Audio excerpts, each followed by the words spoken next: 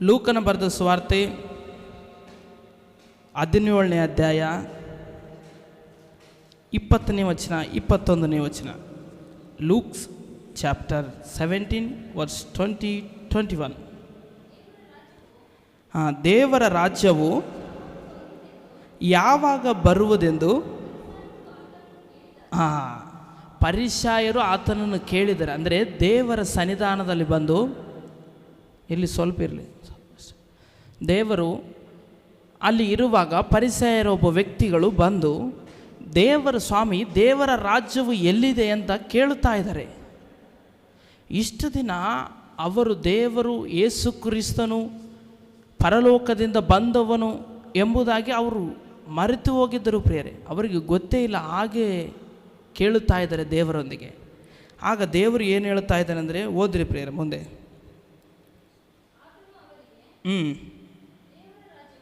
ದೇವರ ರಾಜ್ಯವು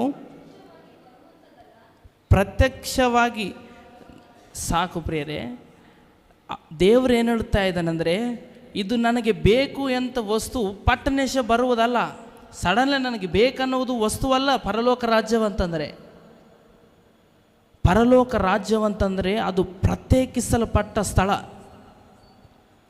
ಅದು ದೇವರನ್ನು ಅನೇಕ ಲಕ್ಷಾಂತರ ಜನರು ಆರಾಧಿಸುವಂಥ ಆಲಯವು, ಪ್ರದೇಶವು ಅದು ಪರಲೋಕವಂದರೆ.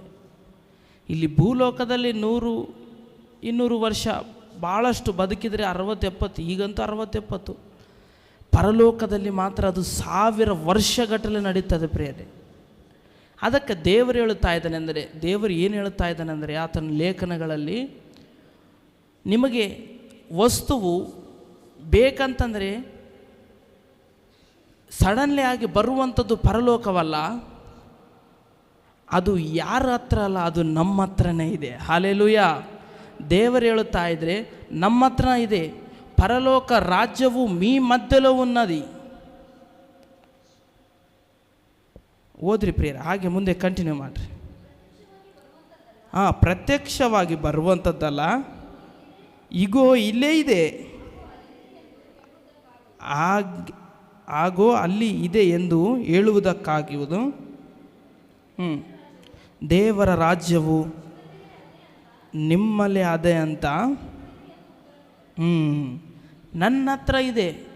ನಾನು ನಿಜವಾಗಿ ಕ್ರಿಸ್ತನಾಗಿ ಬದುಕುವುದು, ನೀತಿವಂತನಾಗಿ ಬದುಕಿದ್ರೆ, ನೀನು ಏನು ತಪ್ಪು ಮಾಡಲಾರದಾಗಿ ಇದ್ದರೆ ನೀನೇ ಒಂದು ಪರಲೋಕ ರಾಜ್ಯವು ಬಾಗಿಲು, ಹೋಗುವುದಕ್ಕೂ ದಾರಿ ಉಂಟು, ನೀನೇ ಪ್ರಿಯರೇ.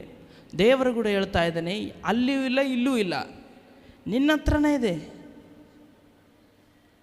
ಅದಕ್ಕೆ ಅನೇಕ ಜನಗಳಂತಾರೆ ನಾವು ಸತ್ತ ಮೇಲೆ ಪರಲೋಕಕ್ಕೆ ಹೋಗುತ್ತೇವೆ ಅಂತ. ಜೀವಿಸಿ ದೇವರ ಸೇವೆ ಮಾಡ್ರಪ್ಪ ಅಂತಂದರೆ ಸಾಯೋದ ಬಗ್ಗೆ ಮಾತನಾಡ್ತಾರೆ ಜನರು. ಈ ಲೋಕದಲ್ಲಿ ಇದ್ದು ದೇವರೇನು ಹೇಳ್ತಾ ಇದ್ದಾನೆ ಅಂದರೆ, ನೀವು ಈ ಲೋಕದಲ್ಲಿ ಇದ್ದು ಕಟ್ಟ ಕಡೆಗೆ ಹೋಗಿ ಸುವಾರ್ತೆಯನ್ನು ಸಾರಿರಿ, ಅಲ್ಲಿ ವ್ಯಾಪಾರ ಮಾಡಿರಿ, ಬಿಸ್ನೆಸ್ ಮಾಡಿರಿ ಅಂತ ಹೇಳಿಲ್ಲ. ನಮ್ಮ ಹೊಟ್ಟೆ ಪಾಡಿಗಳಿಗೆ ಓಕೆ. ಪೌಲನು ಕೂಡ ಬಿಡಾರಗಳನ್ನು ಹೊಡೆದವನೇ, ಅಬ್ರಾಹ್ಮನು ಕೂಡ ಕೆಲಸ ಮಾಡಿದವನೇ, ದೇವರು ಕೂಡ ಬಡಿಗೆ ಕೆಲಸ ಮಾಡಿ ಆತನ ಸೇವೆ ಮಾಡಿದ ದಿನಗಳಿದ್ದಾವೆ ಪ್ರಿಯರೇ. ಆಗ ದೇವರು ಏನು ಹೇಳ್ತಾ ಇದ್ದಾನೆ, ಹೆಚ್ಚಾದ ಸಮಯವು ನನಗೆ ಕೊಡಿರಿ. ಹೆಚ್ಚಾದ ಸಮಯವು ನನ್ನ ಸಭೆಗಾಗಿ, ನಿಮಗಾಗಿ, ನಿಮ್ಮ ಮಕ್ಕಳಿಗಾಗಿ. ದೇವರು ಶಿಲುಬೆಯಲ್ಲಿ ಹೋಗೋ ಟೈಮಿಗೆ ಒಂದು ಮಾತು ಹೇಳುತ್ತಾರೆ ಪ್ರಿಯರೇ, ಮರಿಗಳಿಗೆ ನೋಡಿ, ಜನರಿಗೆ ನೋಡಿ, ನಮಗಾಗಿ ಅಲ್ಲ, ನಿನ್ನಗಾಗಿ ಅಲ್ಲ, ನಿನ್ನ ಮಕ್ಕಳಿಗಾಗಿ ಅಳಿರಿ ಎಂಬುದಾಗಿ ಎದಕ್ಕೆ ಯೇಸು ಸ್ವಾಮಿ ಹೇಳಿದರು. ಎದಕ್ಕಂದರೆ ಈಗ ಇರುವುದು ಜನ್ರೇಷನ್ ಯೂತ್ ಜಾಸ್ತಿ. ಎದಕ್ಕಂದರೆ ಅವರಿಗಾಗಿ ಪ್ರಾರ್ಥಿಸಿರಿ. ಯಾಕಂದರೆ ಅವರು ಪಾಪದಲ್ಲಿ ಮುಣಗಬಾರ್ದು, ಶಾಪದಲ್ಲಿ ಮುಣಗಬಾರ್ದು, ಸೈತಾನ ನಾಶನಕ್ಕೆ ಗುರಿಯಾಗಬಾರ್ದು. ಅದಕ್ಕೆ ಅವರಿಗಾಗಿ ಪ್ರಾರ್ಥಿಸಿರಿ ಎಂಬುದು ದೇವರು ಮುಂಚೆನೇ ಹೇಳಿಬಿಟ್ಟಿದ್ದಾನೆ ಪ್ರಿಯರೇ. ಈಗ ನಡೆಯುತ್ತದೆ ಎಂಬುದಾಗಿ ದೇವರು ಹೇಳಿದ್ದಾನೆ. ದೇವರು ಎಲ್ಲವನ್ನು ಮಾಡುವಾತನ. ಹಲ್ಲೆಲೂಯಾ. ಯೋಹಾನ ಬರೆದ ಸುವಾರ್ತೆ 3ನೇ ಅಧ್ಯಾಯದಲ್ಲಿ ಏನು ಹೇಳುತ್ತದೆ ಅಂದರೆ, ಓದ್ರಿ ಪ್ರಿಯರೇ, ಬೇಗನೆ ಹೋಗೋಣ, ಬಿಸಿಲು ಜಾಸ್ತಿ ಇದ್ದ ಕಾರಣ. 3:5 ಜಾನ್ ಚಾಪ್ಟರ್ 3 ವರ್ಸಸ್ 5. ನಾನು ನಿನಗೆ ನಿಜವಾಗಿ ಹೇಳುತ್ತೇನೆ, ಒಬ್ಬನು ನೀರಿನಿಂದಲೂ ಆತ್ಮದಿಂದಲೂ ಹುಟ್ಟದಿದ್ದರೆ ದೇವರ ರಾಜ್ಯಕ್ಕೆ ಸೇರಲಾರನು. ದೇವರೇನು ಹೇಳುತ್ತಾ ಇದ್ದಾನೆಂದರೆ, ನೀರು ಅಂದರೆ ದೇಹಕ್ಕೆ ಸಂಬಂಧಪಟ್ಟಿದ್ದು, ಆತ್ಮ ಅಂದರೆ ಯೇಸು ಕ್ರಿಸ್ತಗೆ ಸಂಬಂಧಪಟ್ಟಿದ್ದು. ನೀರಿನಿಂದಲೂ ಆತ್ಮನಿಂದಲೂ ದೀಕ್ಷಾಸ್ನಾನ ಮಾಡಿಕೊಳ್ಳಿರಿ ಎಂಬುದಾಗಿ ದೇವರು ಹೇಳುತ್ತಾ ಇದ್ದಾನೆ. ದೀಕ್ಷಾಸ್ನಾನ ಅಂದರೆ ನೀರಿನಲ್ಲಿ ತೇಲುವುದು, ಮುಳುಗುವುದು ಅಲ್ಲ. ದೇವರಲ್ಲಿ ಪಾಪವು ಹೋಗಿ ಈಗ ನಾನು ನೂತನ ಸೃಷ್ಟಿಯಾಗಿದ್ದೇನೆ ಎಂಬುದಾಗಿ ಅರ್ಥ. ಹಲ್ಲೆಲೂಯ. ಅದೇ ರೋಮಾಪುರ 14ನೇ ಅಧ್ಯಾಯ 17ನೇ ವಚನದಲ್ಲಿ ಹೇಳುತ್ತದೆ ಪ್ರಿಯರೇ, 3 ವಿಷಯಗಳು ದೇವರು ಹೇಳುತ್ತಾ ಇದ್ದಾನೆ. ನೀತಿಯು, ಸಮಾಧಾನ, ಪವಿತ್ರಾತ್ಮ. ಹೇಳ್ರಿ ಪ್ರಿಯರೇ, ನೀತಿಯು, ಸಮಾಧಾನ, ಪವಿತ್ರಾತ್ಮ. ಎಚ್ಚರಿಕೆವಾಗಿರಬೇಕು ಪ್ರಿಯರೇ, ನೀವು ಮೌನವಾಗಿರಬಾರ್ದು. ರೋಮನ್ಸ್ ಚಾಪ್ಟರ್ 14 ವರ್ಸ್ 17, 14ನೇ ಅಧ್ಯಾಯ 17ನೇ ವಚನ. ಯಾಕಂದರೆ ತಿನ್ನುವುದು ಕುಡಿಯುವುದು ದೇವರ ರಾಜ್ಯವಲ್ಲ, ನೀತಿಯು, ಸಮಾಧಾನವು ಪವಿತ್ರಾತ್ಮನಿಂದಾಗುವ ಆನಂದವೂ ಆಗಿದೆ. ನೋಡ್ರಿ ಪ್ರಿಯರೇ, ನಾವು ದಿನಾಲು ತಿಂತೇವೆ. ತಿನ್ನುವುದು, ಕುಡಿಯುವುದು, ಎಂಜಾಯ್ ಮಾಡುವುದು, ಹರ್ಷಿಸುವುದು ದೇವರ ರಾಜ್ಯವಲ್ಲ. ದೇವರ ರಾಜ್ಯವೇನೆಂದರೆ ಆತನ ಸನ್ನಿಧಿಯಲ್ಲಿ ಆತನ ನೀತಿವಂತರಾಗಿ ಬದುಕುವುದೇ ಆತನ ಒಂದು ಪ್ರಣಾಳಿಕೆ ಪ್ರಿಯರೇ. ಹಲ್ಲೆಲೂಯ. ಅದಕ್ಕೆ ಸೈತಾನನು, ಯೋಬನ ಬರೆದ ಸ್ವಾರ್ಥದಲ್ಲಿ ಸೈತಾನನು ಹೇಳ್ತಾ ಇದ್ದಾನೆಂದರೆ, ಸೈತಾನನು ದೇವರು ಹೇಳ್ತಾ ಇದ್ದಾನೆ ಸೈತಾನನಿಗೆ, ಏ ಸೈತಾನನೇ, ನೀನು ಯಾಕೆ ಈ ಲೋಕಕ್ಕೆ ಬಂದಿದ್ದಿ? ಯಾಕೋ ಅನ್ನನ ನನ್ನ ಭಾಷೆಯಲ್ಲಿ ಹೇಳ್ತಾ ಇದ್ದೇನೆ. ದೇವರ ವಾಕ್ಯದಲ್ಲಿ ಯೆಹೋವನು ಸೈತಾನನಿಗೆ ಹೇಳುವಾಗ ಸೈತಾನನ ಏನು ಉತ್ತರ ಕೊಡ್ತಾ ಇದ್ದಾನೆಂದರೆ, ಅಲ್ಲಿಗೆ ಇಲ್ಲಿಗೆ ಆಚೆ ಕಡೆ ಈಚೆ ಕಡೆ ಓಡಾಡಲಿಕ್ಕೆ ಬಂದಿದ್ದೇನೆ ಎಂಬುದಾಗಿ ಹೇಳುತ್ತಾ ಇದ್ದಾನೆ. ಒಂದು ಸಾಮೆ ಹೇಳುತ್ತೇನೆ ಪ್ರಿಯರೇ, ಕೇಳ್ರಿ, ಚೆನ್ನಾಗಿ ಕೇಳ್ರಿ. ಕೆಲವರು ಅನ್ಯ ಜನರು ಏನನ್ನುತ್ತಾರಂದರೆ, ನೀನು ಕ್ರಿಸ್ತನನ್ನು ನಂಬಿಕೊಂಡಿದ್ದಲ್ಲ, ನೀನು ದೇವರ ಸೇವಕನಲ್ಲ, ನೀನು ದೇವರ ಮಗನಲ್ಲ, ನಿನ್ನ ಹತ್ರ ಯಾಕೆ ದುರಾತ್ಮ ಬಂದು ಹೀಗೆ ಮಾಡಿದ್ದಿ? ದುರಾತ್ಮ ಬರಲ್ಲಲ್ಲ ನಿಮ್ಮ ಮೇಲೆ, ನಿನ್ನ ಬಳಿ ದುರಾತ್ಮ ಬರುವುದಿಲ್ಲ ಎಂಬುದಾಗಿ ಕೆಲವು ಜನರು ಹೇಳುತ್ತಾರೆ. ಎಲ್ಲರೂ ಮನುಷ್ಯರೇ. ಆದರೆ ಒಂದು ಶ್ರೀಮಂತನ ಮನೆಯೇ ಇತ್ತು, ಬಡವ ಮನೆಯೇ ಇತ್ತು. ಎಕ್ಸಾಂಪಲ್ ಹೇಳುತ್ತೇನೆ ಪ್ರಿಯರೇ, ಒಂದು ಸೇವಕರ ಮನೆ, ಒಂದು ವಿಶ್ವಾಸರ ಮನೆ, 4 ಮನೆ ಇದ್ದವು. ಅವಕ್ಕೆಲ್ಲ ಗೇಟ್ ಹಾಕಿದ್ದೆವು ಪ್ರಿಯರೇ. 4 ನಾಯಿಗಳು ಬಂದವು. ಆ ಶ್ರೀಮಂತನ ಮನೆ ಅಂತ ಗೊತ್ತಾಗ್ತವ ನಾಯಿಗೆ? ಶ್ರೀಮಂತನ ಮನೆ, ಇದು ಬಡವನ ಮನೆ, ಇದು ಸೇವಕನ ಮನೆ, ಇದು ವಿಶ್ವಾಸ ಮನೆ ಅಂತ ಗೊತ್ತಾಗುತ್ತಾ? ಓಕೆ, ಗೊತ್ತಾಗಲ್ಲ. ಯಾರು ಗೇಟ್ ತೆರೀತಾರೋ ಅವ್ರ ಒಳಗೆ ಪ್ರವೇಶ ನುಗ್ಗುತ್ತವೆ ನಾಯಿಗಳು. ಯಾರು ಗೇಟ್ ತೆರೀತಾರೋ ಹಾಗೆ ನುಗ್ಗುತ್ತವೆ. ಇಲ್ಲಿ ಯೋಬನ ಬರೆದ ಸ್ವಾರ್ಥ ತೆಗೆದಿಟ್ಟುಕೊಳ್ರಿ ಪ್ರಿಯರೇ, ಇದು ಚೆನ್ನಾಗಿ ದೇವರು ಹೇಳುವಂಥ ಮಾತು ಟಿಕ್ ಹಾಕೊಳ್ರಿ. 1ನೇ ಅಧ್ಯಾಯ 7, 7ನೇ ವಚನ. ಜೋಬ ಚಾಪ್ಟರ್ 1 ವರ್ಸ್ 7. ಯೆಹೋವನು ಸೈತಾನನನ್ನು ಎಲ್ಲಿಂದ ಬಂದು ಎಂದು ಕೇಳಲು ದೇವರು ಕೇಳುತ್ತಾ ಇದ್ದಾನೆ. ನೋಡ್ರಿ ಪ್ರಿಯರೇ, ಗಮನವಿಟ್ಟು ಕೇಳ್ರಿ. ಸೈತಾನನು ಯೆಹೋವನಿಗೆ ಭೂಲೋಕದಲ್ಲಿ ಸಂಚರಿಸುತ್ತಾ ಅಲ್ಲಿಗೆ ತಿರುಗುತ್ತಾ ಇದ್ದೇ ಬಂದೇನು. ತೆಲುಗಿನಲ್ಲಿ ಅಲ್ಲಿಗೆ ಇಲ್ಲಿಗೆ ಇಲ್ಲಿಗೆ ಅಲ್ಲಿಗೆ ತಿರುಗಾಡ್ತಾನಂತವ. ಯಾರು ಗೇಟ್ ತೆರೀತಾರೋ ನಾನು ಅವರ ಒಳಗೆ ಹೋಗಬೇಕೆಂಬುದಾಗಿ ಅವನು ನೋಡುತ್ತಾನಂತ ಪ್ರಿಯರೇ. ಹಲ್ಲೆಲೂಯ. ನಾವು ಗೇಟು ತೆರೆಯದಾಗೆ ಪ್ರಾರ್ಥನದಲ್ಲಿ, ವಾಕ್ಯದಲ್ಲಿ ನಿರತರಾಗಿರಬೇಕು ಪ್ರಿಯರೇ. ಹಲ್ಲೆಲೂಯ. ಸೇವೆ, ಹಿಂಸೆಗಳು ಬರುತ್ತವೆ, ಕಷ್ಟಗಳು ಬರುತ್ತವೆ. ದೇವರು ಹೇಳಿದ್ದಾನೆ, ನನ್ನ ನಿಮಿತ್ತವಾಗಿ ನಿಮಗೆ ಹಿಂಸೆಗಳು, ಕೇಡುಗಳು ಅನೇಕಗಳು ಬರುತ್ತವೆ, ಅವಕ್ಕೆಲ್ಲ ಹೆದರಬೇಡ್ರಿ ನೀವು. ಸೈತಾನನು ಯಾಕೆ ಇರುತ್ತಾನೆಂದರೆ ಗರ್ಜಿಸುವ ಸಿಂಹದ ಪಾದೆಯಲ್ಲಿರುತ್ತಾನಂತ ನಮ್ಮನ್ನು ನುಂಗಲಿ ಎಂಬುದಾಗಿ. ಅದಕ್ಕೆ ದೇವರು ಹೇಳುತ್ತಾ ಇದ್ದಾನೆ, ಪಾರಿವಾಳದಂತೆ ನಿಷ್ಕಪಟವಾಗಿರಿ, ಜಾಣರಾಗಿರಿ. ದೇವರ ಆ ಮಾತು ಎದಕ್ಕೆ ಹೇಳ್ತಾ ಇದ್ದಾನೆಂದರೆ, ಈ ಲೋಕಾಧಿಪತಿ ಸೈತಾನನಿದ್ದಾನೆ, ಈ ಲೋಕದಲ್ಲಿ ಒಬ್ಬ ಕಳ್ಳನಿದ್ದಾನೆ, ಮೋಸಗಾರನಿದ್ದಾನೆ. ಅವನು ವಂಚಿಸುತ್ತಾನೆ, ಪ್ರೇರೇಪಿಸುತ್ತಾನೆ, ಪಾಪ ಮಾಡು, ತಿನ್ನು, ಕುಡಿ ಎಂಬುದಾಗಿ ಆತನು ಪ್ರೇರೇಪಣೆ ಮಾಡುತ್ತಾನೆ. ಆ ಮಾತಿಗೆ ನಾವು ಕೇಳಬಾರದು. ದೇವರ ಸನ್ನಿಧಾನದಲ್ಲಿ ವಿಧೇಯರಾಗಿರಬೇಕು ಪ್ರೇರೆ. ಹಲ್ಲೆಲೂಯಾ. ಓದ್ರಿ 1 ಪ್ರೇರಿತ 5ನೇ ಅಧ್ಯಾಯ 8ನೇ ವಚನ. ಜಲ್ದಿ ಓದ್ರಿ ಪ್ರಿಯರೇ. ಸ್ವಚ್ಛ ಚಿತ್ತರಾಗಿರ್ರಿ, ಎಚ್ಚರವಾಗಿರ್ರಿ. ನಿಮ್ಮ ವಿರೋಧಿಯಾಗಿರುವ ಸೈತಾನನು ಗರ್ಜಿಸುವ ಸಿಂಹದೋಪಾದಿಯಲ್ಲಿ ಯಾರನ್ನು ನುಂಗಲಿ ಎಂದು ಆತನು ಹುಡುಕುತ್ತಾ ತಿರುಗುತ್ತಾ ಇದ್ದಾನಂತ ಪ್ರಿಯರೇ. ನೀವು ಜಾಗ್ರತೆಯಾಗಿದ್ದು ವಾಕ್ಯವನ್ನು ಹಿಡಿದು ವಾಕ್ಯವನ್ನು ಕೇಳಿ ನಾವು ಅದರ ಅನುಸಾರವಾಗಿ ನಡೆದುಕೊಳ್ಳಬೇಕು ಪ್ರಿಯರೇ. ದೇವರು ಏನು ಹೇಳ್ತಾ ಇದ್ದಾನೆಂದರೆ, ವ್ಯಭಿಚಾರವು, ಮೋಸವು, ಪಾಪವು, ದೇವರು ಮುಂಚೆನೇ ಹೇಳಿದ್ದಾನೆ. ಕೆಲವರು ಜನರು ಶಾಪದಿಂದ ಇರುವಂಥವರು, ಪಾಪದಿಂದ ಇರುವಂಥ ಜನರು, ಅವರು ಏನು ಹೇಳಿದ್ರು ಕೂಡ ಕೇಳುವುದಿಲ್ಲ. ಅವರ ಮೊಂಡತನವೇ ಅವರ ಶತ್ರುವು. ಮಾರ್ಕನ ಬರೆದ ಸುವಾರ್ತೆ 8ನೇ ಅಧ್ಯಾಯ 38ನೇ ವಚನ ಓದೋಣ ಪ್ರಿಯರೇ. Marks chapter 8:38.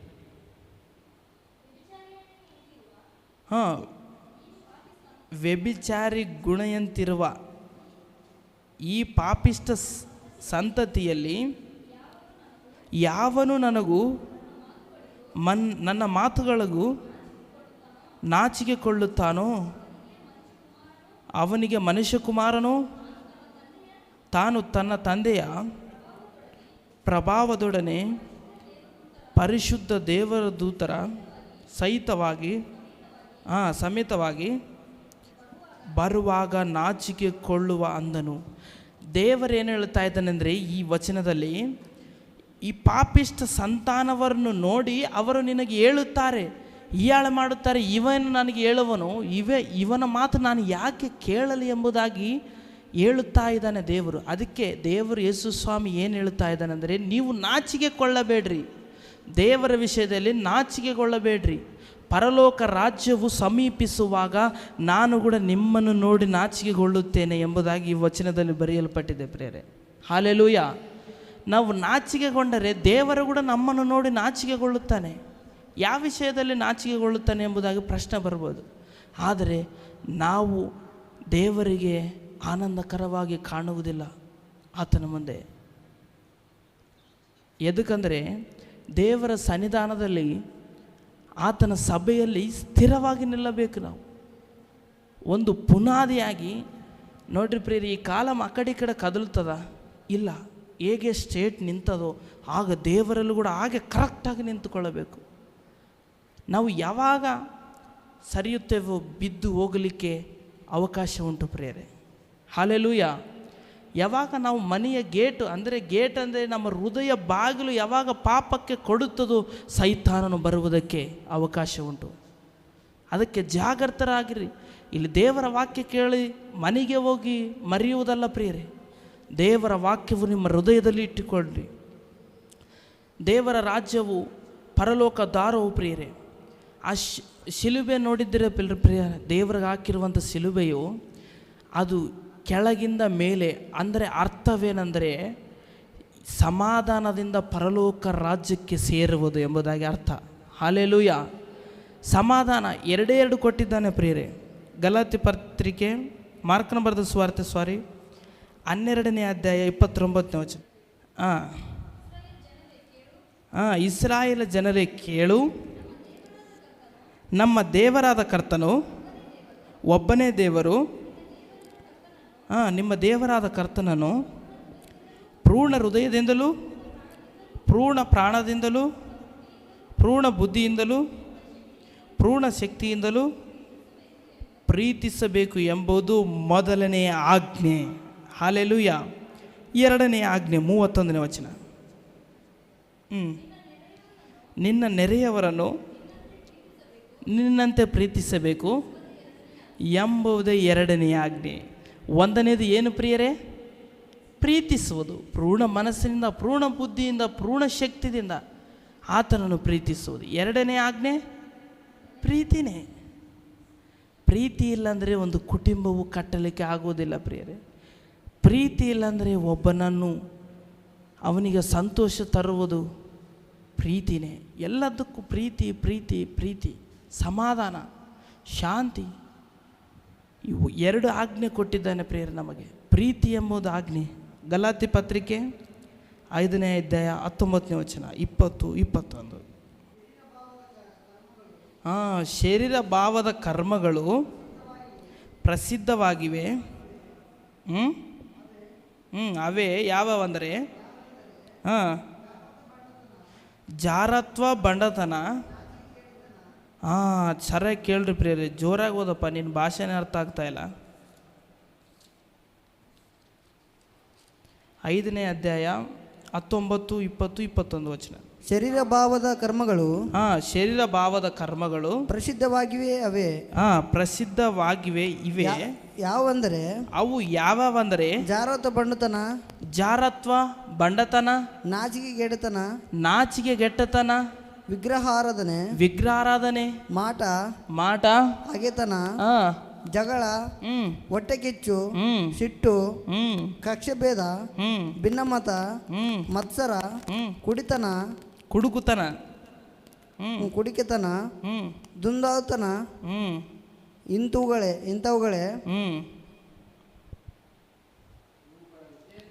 ಇವುಗಳ ವಿಷಯದಲ್ಲಿ ಇಂಥ ಕಾರ್ಯಗಳನ್ನು ನಡೆಸುವವರು ದೇವರ ರಾಜ್ಯಕ್ಕೆ ಬಾಧ್ಯರೇ ಆಗುವುದಿಲ್ಲ. ಹಲ್ಲೆಲೂಯಾ. ಏನೇನಿದೆ ಪ್ರಿಯರೇ, ಒಂದೊಂದು ಪಾಯಿಂಟ್ ಆಗಿ ಜಾರತ್ವ, ಬಂಡತನ, ಶರೀರ ಆಸೆ, ನೇತ್ರಾಸೆ, ಜೀವಪುಡಂಬ, ಎಲ್ಲವೂ ಮಾಟ ಮಂತ್ರ, ಎಲ್ಲವೂ ಇದರಲ್ಲಿ ಬರೆಯಲ್ಪಟ್ಟಿದೆ. ದೇವರು ಇಂಥವನು ಪರಲೋಕ ರಾಜ್ಯಕ್ಕೆ ಸೇರುವುದಿಲ್ಲ. ಯಾಕೆ ಸೇರುವುದಿಲ್ಲ? ಇವೆಲ್ಲ ನಮ್ಮ ಹತ್ರ ಇರಬಾರ್ದು. ನಾವು ದೇವರ ಮಕ್ಕಳು, ದೇವರ ಮಕ್ಕಳಾಗಿ ಅನಿಸಿಕೊಳ್ಳುವವರಿಗೆ ಇವು ಕ್ವಾಲಿಟೀಸ್ ಇರಬಾರ್ದು. ಹಲ್ಲೆಲೂಯಾ. ಕೆಲವರು ಕುಟುಂಬದಲ್ಲಿ ಬರೀ ಜಗಳವನ್ನು ಆಡುತ್ತಾರೆ, ಬೊಯ್ಯೋದು. ದೇವರ ಆತ್ಮನ ಇರ್ತಾನಲ್ಲಿ, ಸೈತಾನ ನೋಡಿ ನೀನು ಓಡಿ ಅಮ್ಮ, ನೀನು ಓಡಿ ಅಂತಾನೆ ಅಲ್ಲಿ ಕುಂತಿ. ಆ ಥರನೇ ದೇವರು ಹೇಳುತ್ತಾ ಇದ್ದಾನೆ, ಇವೆಲ್ಲವೂ ದೇವರ ರಾಜ್ಯಕ್ಕೆ ಬಾಧ್ಯವಲ್ಲ. ನಮಗೆ 2 ಕೊಟ್ಟಿದ್ದಾನ ಆಜ್ಞೆ. ಪ್ರೀತಿ ಮಾಡು, ನಿನ್ನಂತೆ ನಿನ್ನ ನೆರೆಯವನನ್ನು ಪ್ರೀತಿಸು, ನಿನ್ನ ಬಂಧು ಬಳಗವನ್ನು ಪ್ರೀತಿಸು. ಕಕ್ಷವನ್ನು ಇಟ್ಟುಕೊಳ್ಳಬಾರ್ದು ಪ್ರಿಯರೇ. ಕಕ್ಷವು ಕೆಲಸಕ್ಕೆ ಬರುವುದಿಲ್ಲ. ಕತ್ತಿಯಿಂದ ಹಿಡಿದವನು ಕತ್ತಿನಿಂದ ಮರಣಿಸುತ್ತಾನೆ ಎಂಬುದಾಗಿ ವಾಕ್ಯ ಹೇಳುತ್ತದೆ. ಯಾವನು ಬಾಯಿಂದ ಹೊರಡುವಂಥ ಮಾತು ಏನು ಮಾತನಾಡುತ್ತಾನೆ ಅದೇ ಅವನಿಗೆ ಶಾಪ ಉಂಟಾಗುತ್ತದೆ. ಅದಕ್ಕೆ ಜಾಗ್ರತೆಯಾಗಿರಿ. ಮಾತಾಡುವಾಗ ನಿಮ್ಮ ಬಾಯಿಗೆ ಕಣಿವೆಯನ್ನು ಹಾಕ್ಕೊಡ್ರಿ. ನಿಮ್ಮ ಬಾಯಿ ಮಾತನಾಡುವಾಗ ಹೇಗೆ ಇದೆ, ನಿಮ್ಮ ಬಾಯಿ ಹೇಗೆ ಇದೆ ಎಂಬುದಾಗಿ ಪರೀಕ್ಷಿಸಿಕೊಳ್ಳಬೇಕು ಪ್ರಿಯರೇ. ನಮಗೆ ಬಾಯಿ ಬಂದಿದೆ ಎಂಬುದಾಗಿ ಮಾತನಾಡುವುದಲ್ಲ, ದೇವರ ವಾಕ್ಯಕ್ಕೆ ಅಧೀನರಾಗಿರಬೇಕು. ಪ್ರೀತಿಸುವಂಥ ಹೃದಯವಿರಬೇಕು ಪ್ರಿಯರೇ, ಪ್ರೀತಿಸುವಂಥ ಮನಸ್ಸು ಇರಬೇಕು, ಪ್ರೀತಿಸುವಂಥ ಗುಣಗಳಿರಬೇಕು. ಹಲ್ಲೆಲೂಯಾ.